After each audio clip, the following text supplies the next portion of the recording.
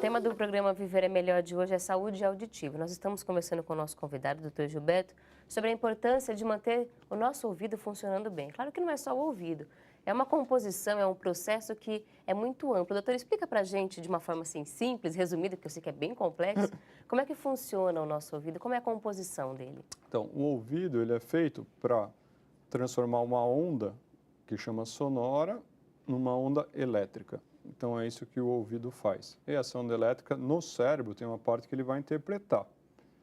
Então, toda a parte mais externa do ouvido, que a gente chama da orelha, ouvido médio, ouvido interno, toda essa parte, ela só faz transformar um som, Faz a conversão. faz a conversão, tá? Tanto que tímpano, ninguém lembra, mas é um instrumento musical, onde era muito grande um tambor, a parte da frente é muito grande e a parte de baixo é pequenininha. Isso é o que faz mecanicamente a onda bater no começo desse tambor e fazer uma força muito grande embaixo.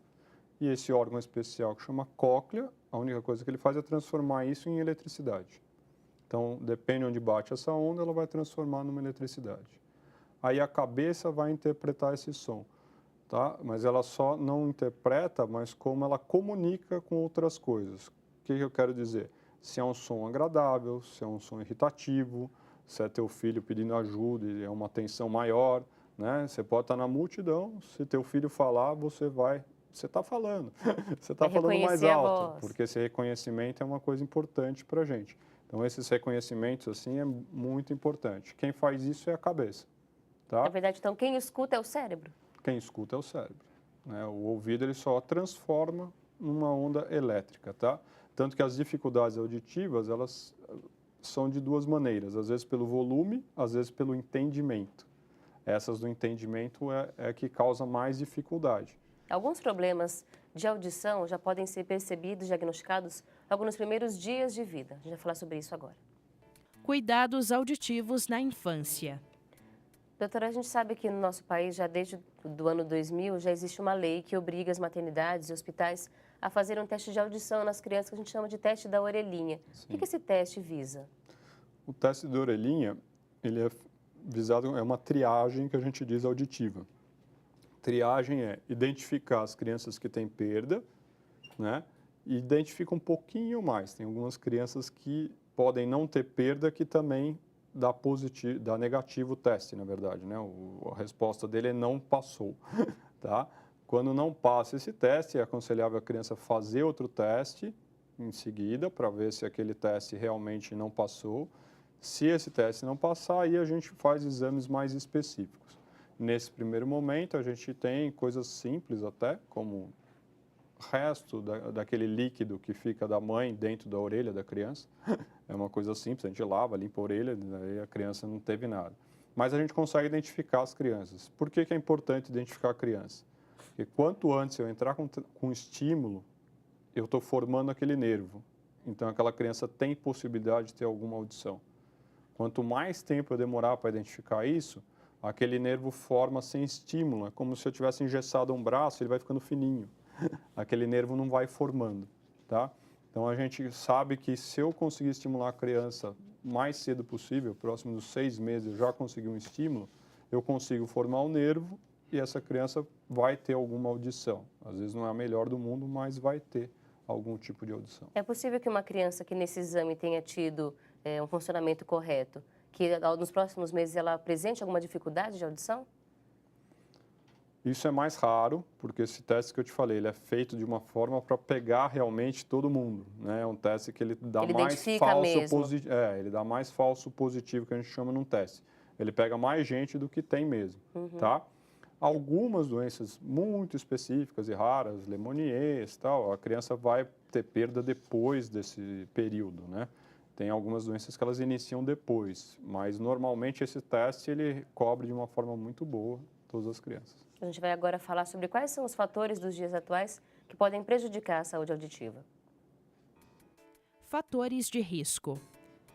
Bom, vamos partir para fazer uma pergunta a partir logo da infância. A gente sabe que, por exemplo, crianças têm com muita frequência infecções, otites e esse tipo de problema. Isso pode ser um fator de risco para a perda auditiva? Isso pode ser, mas assim, o fator de risco que a gente determina mais intenso não são essas infecções, porque no período de 8 meses a mais ou menos 1 ano e 1 mês, a criança tem infecções de ouvido por perda de imunidade. Então, a maioria das pessoas vão ter uma dor de ouvido nessa idade. E a gente vê que a perda auditiva não é tão grande, só são infecções muito fortes, muito grandes, que não teve imunidade, que geram essa perda, né? Mas Os isso fatores de risco vão ser mais prematuridade, quando a criança é prematura, história familiar. A história familiar é uma coisa bem presente aí nos riscos auditivos, né, que a gente tem. A internação precoce em UTI, aquelas crianças que não nascem bem e ficam naquelas incubadoras, ela abrir e fechar a porta, tudo aquilo são barulhos extremamente altos e a gente vai tendo perda de audição naquele tipo de criança, e as malformações, onde você vê que tem realmente problemas de vários órgãos, não só do ouvido, né? Depois de um certo tempo, a gente já começa a ver outro tipo de exposição, que é a exposição a muito barulho. Você falou de São Paulo, por exemplo, que é poluída sonoramente, mas há outros barulhos que a gente se expõe. Brinquedos, fones de ouvido, realmente prejudica a nossa audição? Prejudica. A audição e o som, ele tem uma característica muito importante, que para você diminuir um pouquinho do som, você tem que diminuir muito a força daquele som, né? Então, você está com esses brinquedos, muito nível sonoro muito elevado, vai 80 decibéis, 90 decibéis, né? E a criança ser exposta àquilo por muito tempo, ela começa a ter perda auditiva, tá? O adulto que fica usando o fone hoje em dia, né, que a gente estava até fora do ar aqui comentando um pouquinho, que ele tem aquele fone de ouvido desde manhã até a noite, né? Ele está tentando fugir daquele barulho infernal de estar dentro do metrô, de estar dentro de um ônibus, de ter muita gente falando, né?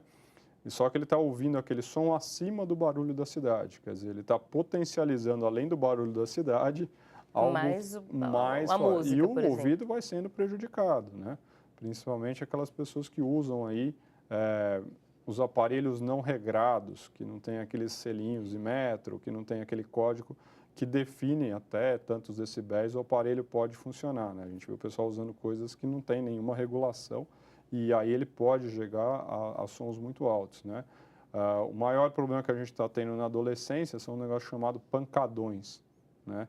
Não sei se você já ouviu falar, são carros feitos só de som, né?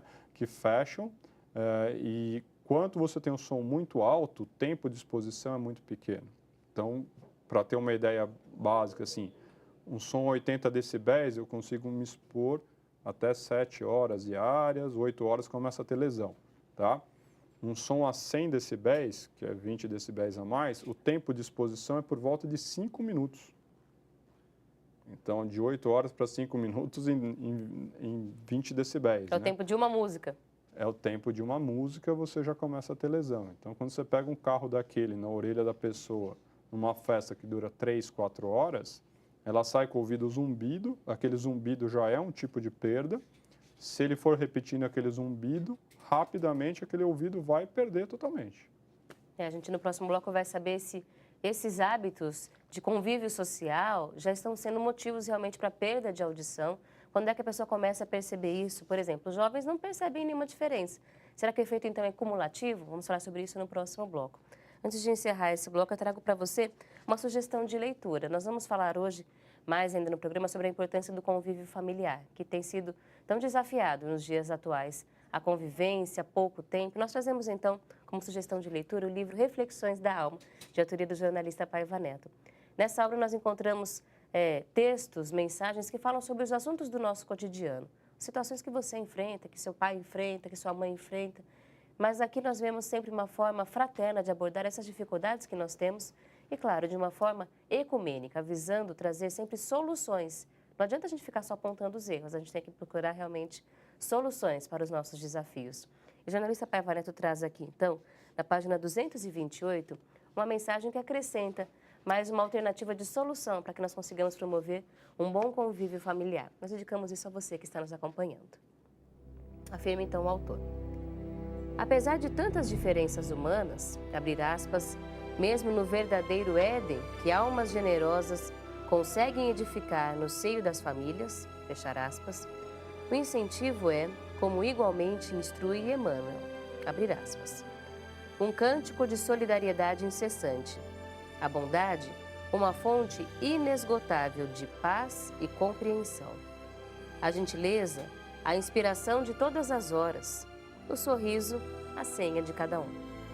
E a mensagem permanece revestida de luz, vinculada ao amor que o amigo celeste, Jesus, nos legou. Fechar aspas.